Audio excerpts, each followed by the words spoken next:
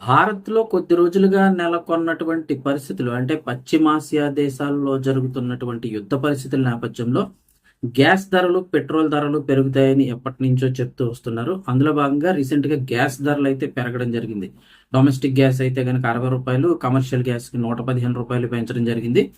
ఇప్పుడు అలాగే పెట్రోల్ ధరలు కూడా పెంచుతారు అని చెప్పేసి ఎప్పటినుంచో వార్తలు వస్తున్నాయి. అనుకున్నట్టుగానే పెట్రోల్ ధర అయితే గనక కొద్దిగా పెంచడం జరిగింది.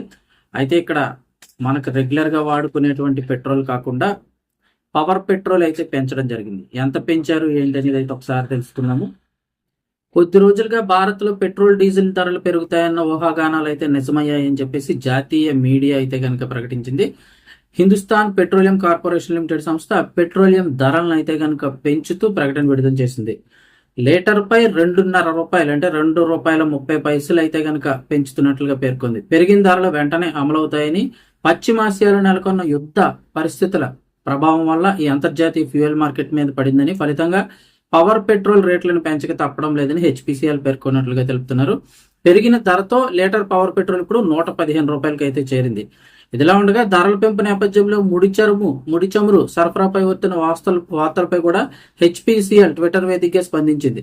ముడి చమురు సరఫరాలో ఎలాంటి అంతరాయం లేదు. అదనపు సరుకు నౌకలైతే కనుక రవాణా నౌకలు ఇప్పటికే మార్గ మధ్యలో ఉన్నాయి. ఇవి రాబోయే రోజుల్లో దేశీయ సరఫరా వ్యవస్థను మరింత బలోపేతం చేస్తాయి. దయచేసి ఎటువంటి పుకార్లను అయితే నమ్మకండి. అంటే పెట్రోల్ రేట్లు భారీగా పెరిగిపోతాయని అయితే నమ్మకండి.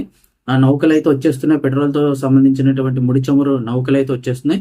పెట్రోల్కి ఎటువంటి ఇబ్బంది ఉండదు. ధరలు కూడా ఏమాత్రం పెరిగే అవకాశం లేదన్నట్లుగానే చెప్తూ ఉన్నారు. అయితే ప్రస్తుతానికి పవర్ పెట్రోల్ మాత్రం రూ. 2.30 అయితే కనుక లీటర్ మీద పెరగడం జరిగింది.